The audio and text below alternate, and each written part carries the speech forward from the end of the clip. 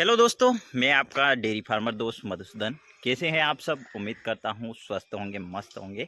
एक बार फिर से स्वागत है आप सभी का हमारे एक और डेयरी फार्मिंग के नए व्लॉग में।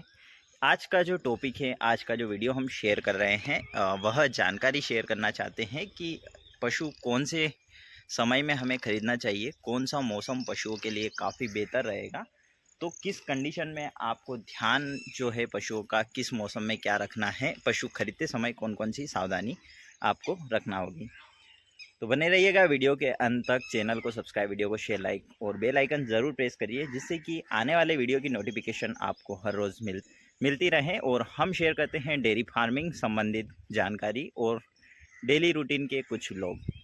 तो शुरू करते हैं आज के इस टॉपिक को कि आप जब पशु खरीदें तो पशु खरीदने का जो समय है, सर्दी का समय आप चुनें। यदि आप डेयरी फार्मिंग की शुरुआत कर रहे हैं तो सर्दी का जो समय होता है, यानी कि नवंबर, दिसंबर, जनवरी और फरवरी, तो यह जो 4 महीने हैं काफ़ी बेहतर होते हैं। पशु यदि हम एचएफ गाय खरीदते हैं, कोई सी भी गाय हम खरीदते हैं, तो हो सकता हो कि हम पंजाब वगैरह से ख़रीदते हैं, राजस्थान से ख़रीदते हैं, तो आपके वहाँ पर थोड़ी सी जो पंजाब में थोड़ी सी सर्दी ज़्यादा होती है, यानी कि थोड़ा सा ठंडा मौसम रहता है, तो वह आपके एरिए में गाय सूटेबल होने के लिए काफ़ी बेहतर मौसम होता है, जो सर्दी का जो मौसम होता है।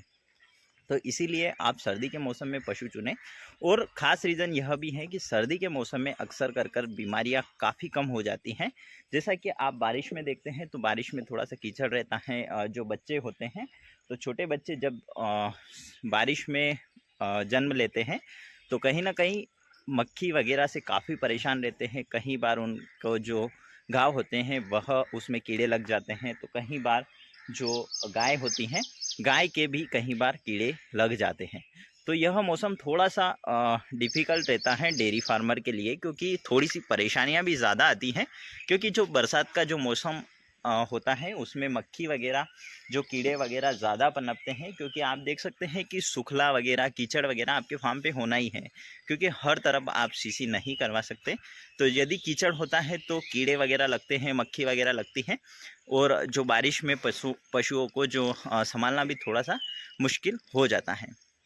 तो यदि आप शुरू ही करते हैं तो सर्दी में शुरू करते हैं, तो सर्दी के बाद में आपको गर्मी लगभग 4 से 8 महीने, 4 महीने सर्दी के, लगभग 4 महीने जो गर्मी के आपको मिल जाते हैं, जिसमें आप बेहतर जो पशु का रख रखाव कर लेते हैं।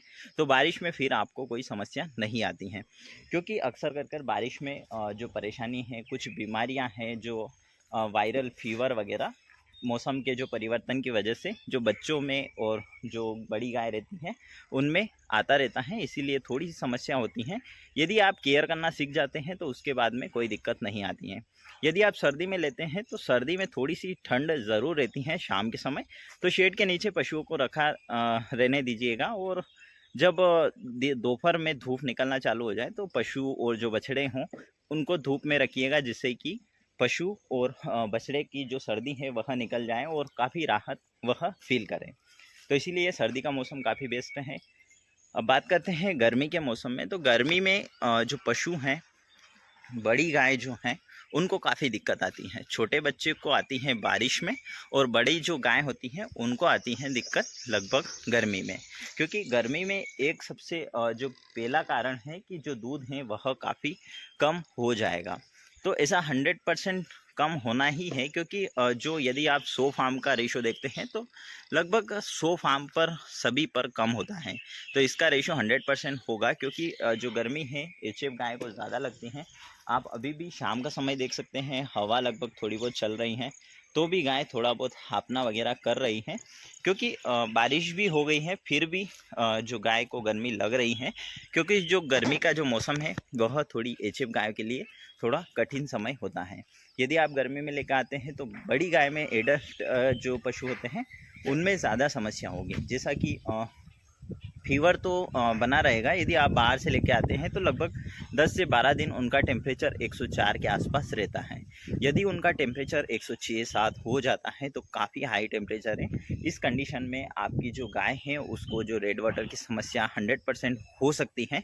क्योंकि जो रेड वाटर की समस्या है, बाहर से यदि हम गाय परचेस करते हैं और उसका जो टेम्परेचर है लगभग 6-7 हो जाता है, तो कुछ दिन वह बीमार रहती हैं, 1 से 2 दिन, और फिर जो उसका जो यूरिन है वह रेड हो जाता है, तो ब्लड यूरिन के द्वारा निकलना चालू हो जाता है। तो उस कंडीशन में गाय काफ़ी कमज़ोर हो जाएगी और गाय कई बार एक्सपायर भी कर जाती हैं यदि पशुपालक ध्यान नहीं देते हैं।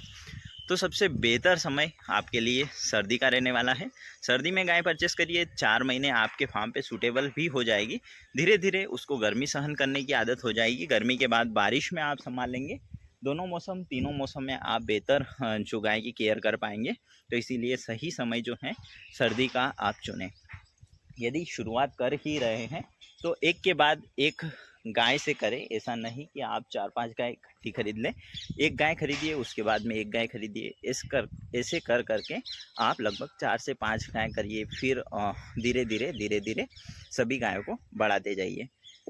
आप जब गाय खरीदें तो थोड़ा सा ध्यान यह रखें कि ज़्यादा उम्र की गाय ना खरीदें। जैसा कि हमारे पास लगभग सारी यंग एनिमल हैं। आप देख सकते हैं, यह बछड़ी यंग है, बैठी है वह यंग है, पीछे खड़ी है वह यंग है। आप इसको देख सकते हैं, यह यंग है। तो जो यंग एनिमल यदि खरीदते हैं तो उनको जो बीमारियों से लड़ने की जो शक्ति होती है काफ़ी बेहतर होती हैं।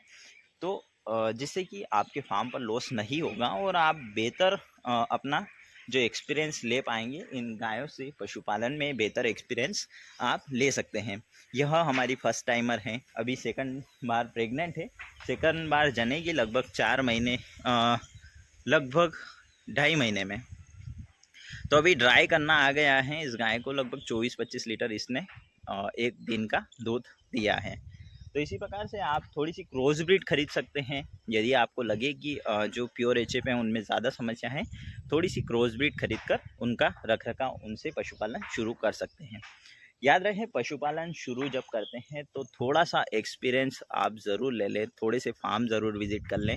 यदि आपका 100% श्योर है कि पशुपालन कर सकते हैं, आप मेहनत कर सकते हैं, 1 साल जो पेशेंस है आपका रह सकता है पशुओं के प्रति, और आपका जो टाइमिंग है पशुओं को समय समय पर फीडिंग और मेडिसिन वगैरह दे सकते हैं, समय पर केयर कर सकते हैं, तो ही आप डेयरी फार्मिंग शुरू करें। डेयरी फार्मिंग से यदि आप पैसा ही कमाना चाहते हैं तो डेयरी फार्मिंग ना करें, क्योंकि थोड़ा सा जो इंटरेस्ट है पशुओं के प्रति अपना लगा होता है तो वह भी काफ़ी हमें प्रॉफिट देता है। यदि आप केवल पशु को लाकर बांधते हैं और आप उनकी केयर सही से नहीं करना जानते हैं तो पशुपालन फेल हो जाएगा और कहीं सारी समस्या, कहीं सारा लॉस आपको हो सकता है। तो पशुपालन यदि शुरू करते हैं तो एक छोटे से इन्वेस्टमेंट के साथ आप कर सकते हैं। यानी कि 2-4 लाख, 2-3 लाख का शेड, 2-3 लाख के एनिमल्स और 50-60 हज़ार की मिल्किंग मशीन और अदर्स इक्विपमेंट। तो इसी प्रकार से आप शुरू कर लेंगे। परंतु यदि आपको 1 महीना 2 महीना में लगेगा, 2 महीने में लगेगा, 1 से 2 महीने में आपको लगता है कि पशुपालन नहीं कर सकते या टाइम नहीं दे सकते या यह घाटे का सौदा है, तो फिर आपको उन्हें सेल करने में काफ़ी लॉस होगा। शेड आपको काम हो सकता हो भविष्य में आ जाए, पर क्या आप करेंगे? खुली का इन्वेस्टमेंट वेस्ट जाएगा, मशीनरी का जो पैसा आपने लगाया वह नहीं आएगा, गाय का जो पैसा लगाया वह नहीं आएगा। थोड़ा सा गाय खरीदे तो जो बिचौलिया होते हैं यानी कि जो ब्रोकर होते हैं उनसे भी सावधान रहें, क्योंकि वह बड़ा चढ़ा कर गाय की जो खासियत है वह बताते हैं। गाय 5 लीटर की हो और हो सकता हो वह थोड़ी सी लेट हो, 15-20 दिन जनने को हो, तो वह आपको बताएंगे कि लगभग 2 महीने निकालेगी या 1 महीना निकालेगी, अच्छी मिल्किंग करेगी। इसी प्रकार से कुछ खूबियाँ बता सकते हैं। और जो फेक खूबियाँ होती हैं, गाय सिलेक्शन करें, जानकार व्यक्ति को साथ ले जाएं, बिचौलियों से बचें। और खास ध्यान रखें पंजाब में, क्योंकि पंजाब में आजकल काफ़ी फ्रॉड होते हैं।